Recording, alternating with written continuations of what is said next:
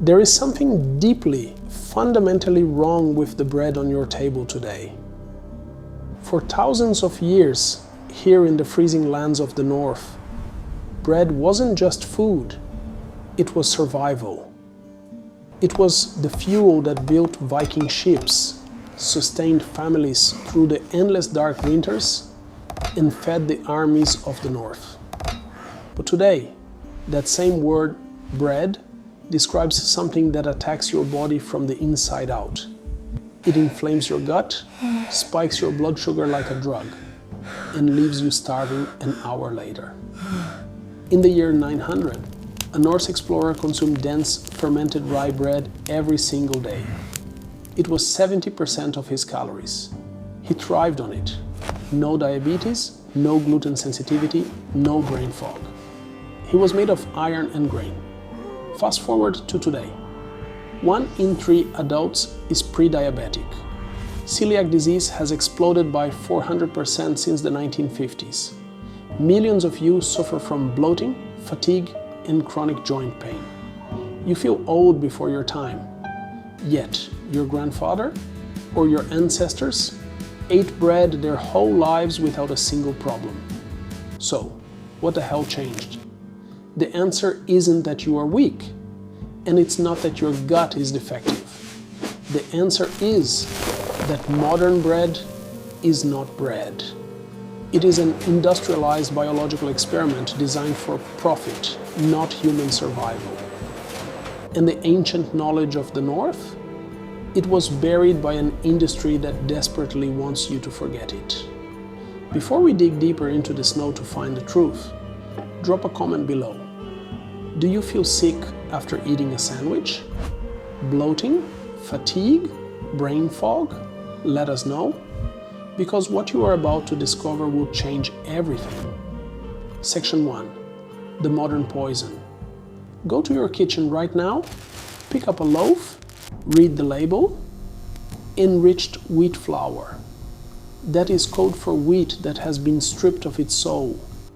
They strip away the nutrients, then inject synthetic vitamins just to meet legal minimums. High fructose corn syrup, soybean oil, calcium propionate, azotic carbonamide, a chemical also used to make yoga mats and shoe rubber. You are eating shoe rubber. Ancient Nordic bread had 3 ingredients: rye flour, water, salt, maybe a wild starter culture. That's it. But modern industrial bread needs 30 ingredients just to stay soft for 2 weeks without rotting. And that's just the beginning. The wheat itself has mutated. It is not what your ancestors grew. In 1960, a scientist named Norman Borlaug developed miracle wheat. Shorter, thicker, faster. He won a Nobel Prize because it fed millions.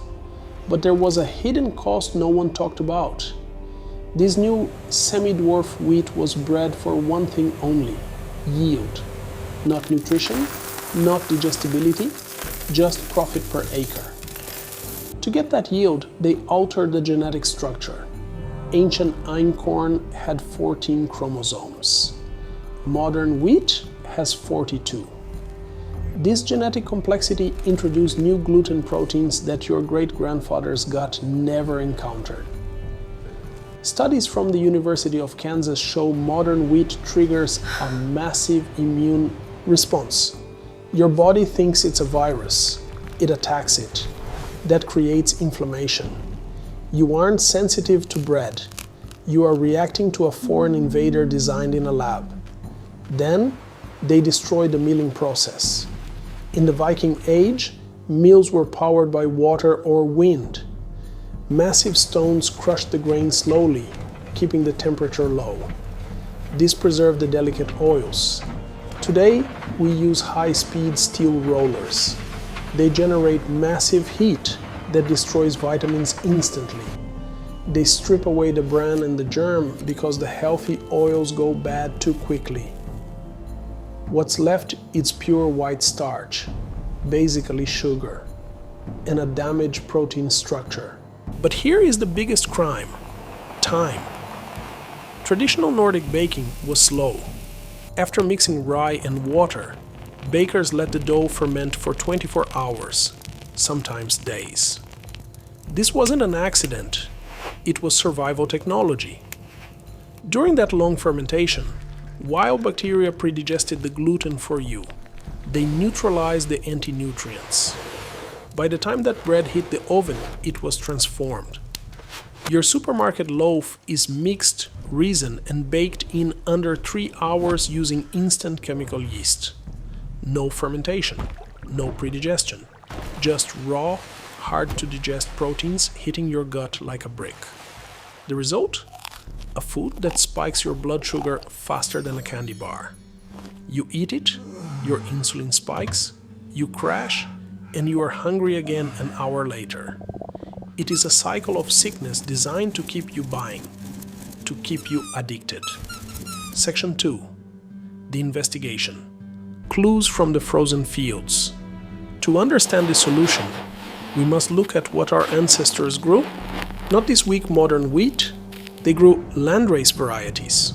Rye, spelt, barley, grains that had to fight to survive.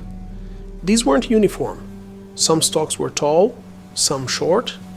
That diversity was nature's insurance. If disease hit, some plants survived.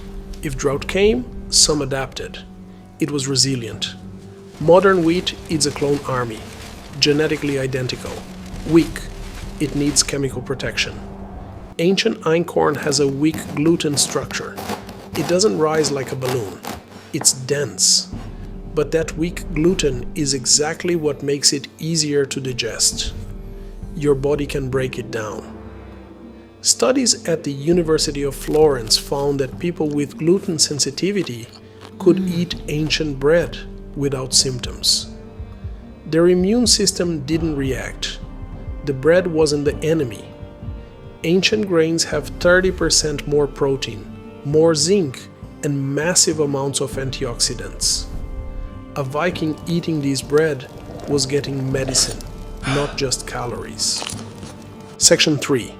The invisible poison. This is the part that should make you angry.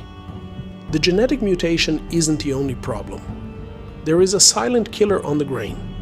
It's called pre-harvest desiccation, a farming practice that bathes your food in toxin. Days before harvest, farmers spray the wheat fields with glyphosate, the active ingredient in Roundup. Not to kill weeds, but to kill the wheat itself so it dries faster for the machines. You are eating weed killer in every sandwich. Glyphosate disrupts your gut microbiome. It kills the good bacteria that protect you. Studies show that over 70% of non-organic wheat products contain this toxin. The medieval peasant ate bread grown in manure and rain. You are eating carcinogens. Look at the timeline. Since 1960, when industrial wheat took over, diseases skyrocketed. Type 2 diabetes up 700%. Autoimmune diseases exploded. The industry blames you. They say you are lazy. They say you lack willpower. But the timeline exposes their lie. The sickness began exactly when the food changed. In 2014, Italian researchers took patients with severe IBS and switched them to ancient bread. The result? 80% of them got better. The wheat wasn't the enemy. The industry was. So, we stand at a crossroads. You know the truth now. You know the poison. But you still need to eat. The industry knows you are waking up. So they set traps. They label bread whole wheat or multigrain. Do not be fooled. If it has 30 ingredients, it is not health food. It is just poison with a better marketing budget. So, how do you reclaim your strength without starving? You have 3 paths. Path 1, the search. Find a baker who uses heritage grains, einkorn, emmer, spelt. Look for the words stone ground and long fermentation. These bakers are rare guardians of the old flame. They do not rush, they do not use chemicals. Support them, for they are fighting the same war as you. Part 2, the substitution. If you cannot find real bread, step away from wheat entirely.